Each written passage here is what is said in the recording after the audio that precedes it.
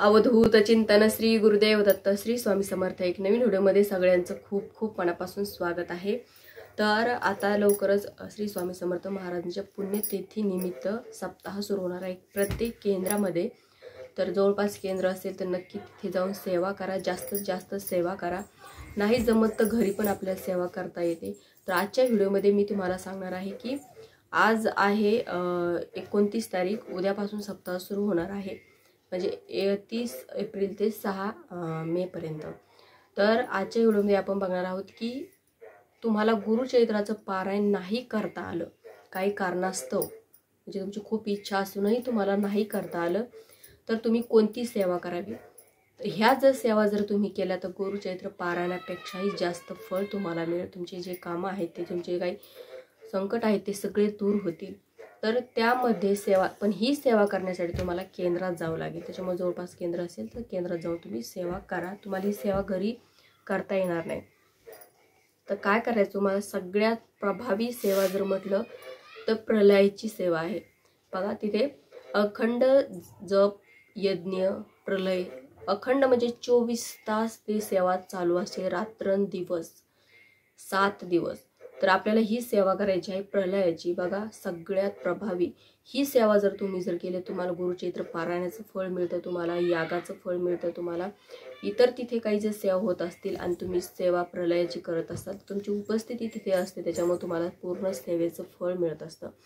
प्रलयाचं सेवा म्हणजे तुम्ही जर रात्री जर सेवा जर करायला गेलात तर अतिशय उत्तम, कारण स्वामी आपल्यासोबत प्रलय करत असतात, आपल्यासोबत ते सेवा करत असतात।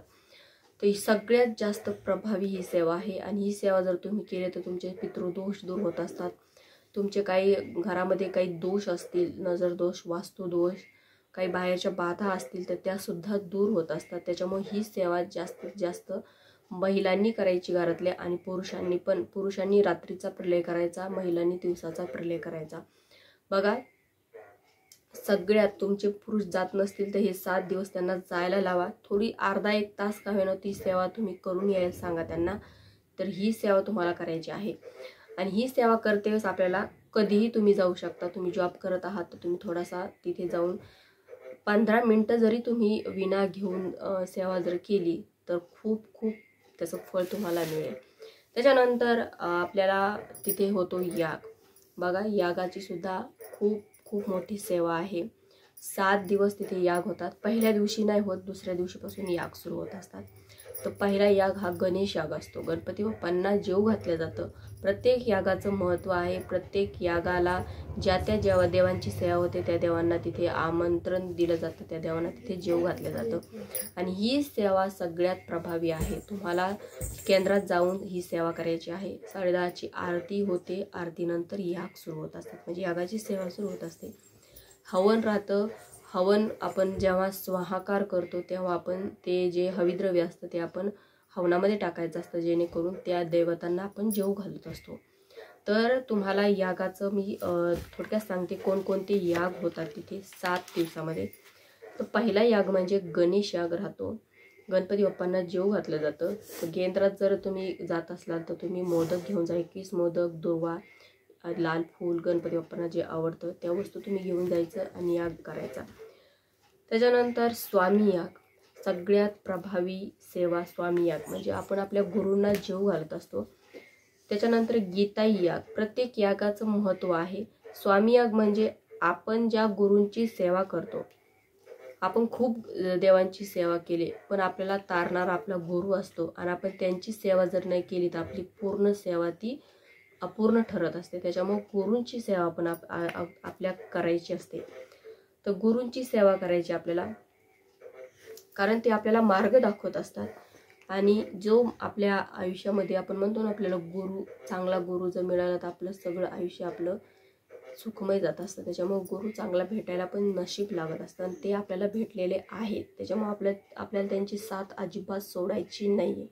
किती दुःख येऊ, किती संकट येऊ, तरी आपण त्यांची साथ सोडायची नाही, कारण ते आपल्याला त्याच्यातून तारत असतात आणि आपल्याले जे भोग असतात ते भोगून आपल्याला मग ते समोर नेत असतात। त्याच्यामुळे जो स्वामी याग आहे त्या सेवेला सुद्धा तुम्ही जायचं, कारण आपल्या गुरूंना आपण जेव घालत असतो।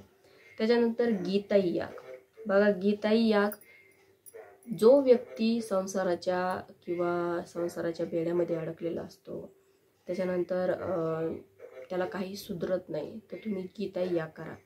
गीता याग जर आपण केला तर आपले पूर्ण काम निर्विघ्न होत असतात आणि ह्या यागामुळे आपण जो आत्मविश्वास जो आपण गमावलेला असतो तो परत मिळण्यासाठी खूप मदत होत असते. त्याच्यामुळे गीता याग सुद्धा तुम्ही करायचा आहे तिथे जाऊन.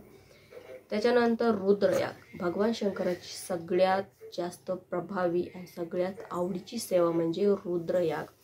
हा याग जर तुम्ही केला तर तुमचा पितृदोष दूर होतो, तुमचं आरोग्य प्राप्ती तुम्हाला चांगली होत असते, स्थिर लक्ष्मी प्राप्त होत असते. त्याच्यानंतर घरात जे काही दोष असतात, करणी बाधा, बाहेरचे नजर दोष, वास्तुदोष, पितृदोष, सगळे दोष तुमचे नाहीसे होतात. त्याच्यामुळे भगवान शंकराची ही सगळ्यात जास्त प्रभावी सेवा असते. केंद्रात महादेवांच्या पिंडीला दही आणि भाताचं लेपन केलं जातं. याने आपले अन्नाचे जे दोष असतात ते सुद्धा दूर होत असतात. त्याच्यामुळे हा सुद्धा याग तुम्हाला करायचा आहे. त्याच्यानंतर मल्हारी आणि चंडी याग, हे आपले कुलदैवत आणि ही सेवा तुम्हाला करायची आहे. बघा, इतर वेळेस आपण ह्या सेवा करत नाही, आपण घरी या सेवा करत नाही, पण केंद्रात जर तुम्ही गेला, सामूहिक पद्धतीने या सेवा केला तर त्या सेवेचं खूप खूप हजारो पटीनं तुम्हाला फळ मिळत असतं आणि तुमचे दोष दूर होत असतात.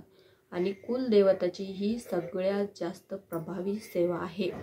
तुम्हाला तुमच्या कुलदेवताच्या मुख्य ठिकाणी नाही जाता येत, तिचा मानसन्मान नाही करता येत, तर तुम्ही सप्ताहाच्या काळामध्ये तुम्ही केंद्रात जाऊन तुम्ही चंडी यागाला बसायचं, तुम्ही मल्हारी यागाला बसायचं. मल्हारी याग म्हणजे आपल्या कुलदेवताची सेवा. आपण त्यांना त्या दिवशी तिथं त्यांचं सेवा करून त्यांना जेव घालत असतो. चंडी याग म्हणजे आपल्या कुलदेवीची सेवा. आपल्या देवीला 11 अलंकार चढवले जातात, तिला अर्पण केले जातात हवनामध्ये आणि तिचा जे जयकार केला जातो, तिला जेव घातल्या जातं आणि तिची आपले जो सप्तशीचा पाठ आहे त्याचं हवन केलं जातं. सगळ्यात प्रभावी सेवा आहे. बघा, कुलदेवी आपली तुमची कोणतीही कुलदेवी असो, देवी गडावरची देवी असो किंवा तुमची कुलदेवी तुळजापूरची देवी असो, महालक्ष्मी असो, कोणतीही देवी असो, तुम्ही त्या सेवेला जायचं. तुमची ती सेवा तुमच्या देवीपर्यंत नक्कीच पोहोचते.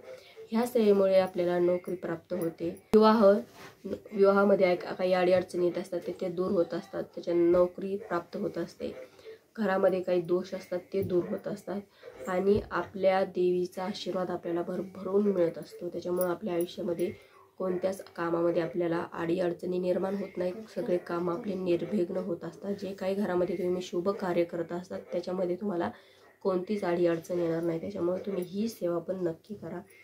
त्याच्यानंतर हे जे याग आहेत, तुम्हाला आता हे याग सांगितले मी, पूर्ण याग हे 6 याग. पहिल्या दिवशी याग होत नाहीत, कारण पहिल्या दिवशी खूप तयारी हे करावी लागते, देवांना आमंत्रण वगैरे देतात तिथे. त्याच्यामुळे पहिल्या दिवशी याग होत नाही, पण दुसऱ्या दिवशीपासून याग सुरू होतात. म्हणजे 6 दिवस हे सलग 6 याग होतात.